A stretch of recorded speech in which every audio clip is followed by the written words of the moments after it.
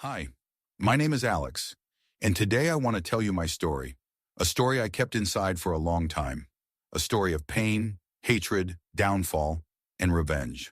A revenge that's not loud, not a punch in the face, not a fight in a parking lot, a revenge that's much quieter and much more painful. Let's start from the beginning. School, a regular provincial school, nothing special. I was just an ordinary guy, shy, quiet, almost invisible, always with a book, always with headphones, always on the sidelines of noisy crowds.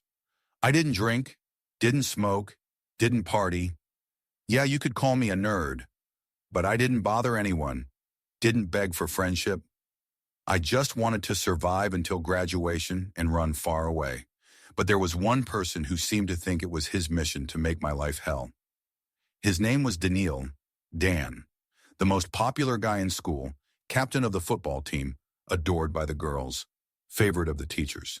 He was charismatic, cocky, always the center of attention.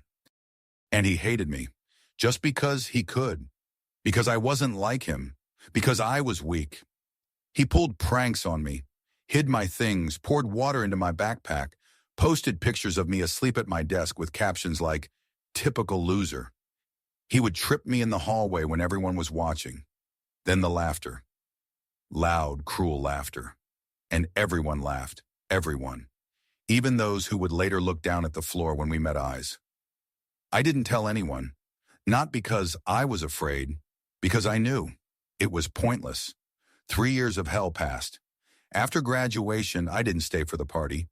I just went home. Then I left. Moved to another city. Enrolled in a university for programming.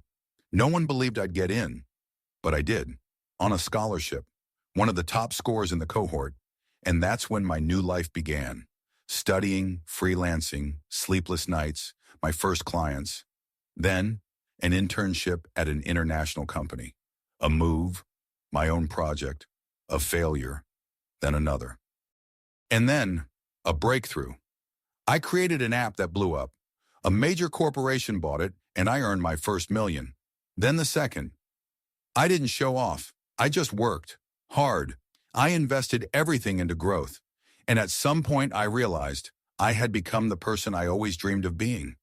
Years later, when my company needed new employees, I decided to personally review the resumes. I wanted a real team. People not just with diplomas, but with heart. And then, flipping through a stack of resumes, I froze. Name, Daniil Savelyev. Age, 29. Education, technical diploma. Recent work experience. All temporary, unstable. He wrote, "I want to grow in IT, willing to learn, work hard, and value teamwork." I stared at the screen, and something strange stirred inside me. Not rage, not anger, but cold calm. I clicked invite to interview. He came in 3 days later, and he was 10 minutes late. I watched him from behind the glass wall. He looked older, dimmer.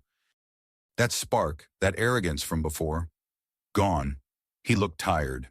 In his eyes, fear and hope. I walked in.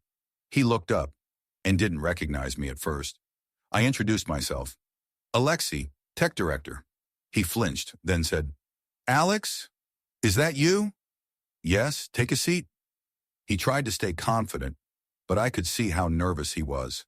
I asked formal questions, then personal ones.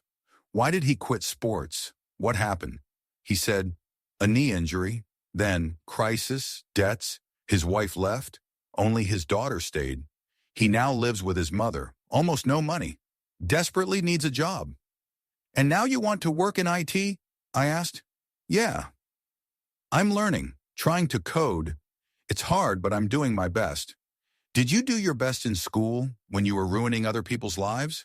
He looked down, silent, then softly said, "I was an idiot. I remember how I treated you. It's inexcusable, but I truly regret it. Really." I looked at him for a long time, then said, "All right, come in tomorrow. You'll start as an assistant system administrator, the most basic role, but if you handle it, you'll grow." He looked at me with a mix of relief and humiliation that I almost felt sorry for him. "Thank you," He mumbled, "I honestly didn't expect this." "Not for you, Daniil. For me. I don't need revenge. I need a team." He left, and I stayed in the office, sitting in silence. There was a strange feeling inside. Not triumph, not joy, just silence. Now he works with us. He tries. Sometimes we cross paths. He avoids my eyes. I don't seek conversation. He has a new life now, and so do I. But sometimes as I walk past, I think, you didn't even realize how I got my revenge. Because the best revenge isn't humiliation. It's your success. It's peace. It's the strength. Not to strike back when you can, but to keep moving forward, and sometimes to extend a hand, even to someone who doesn't deserve it.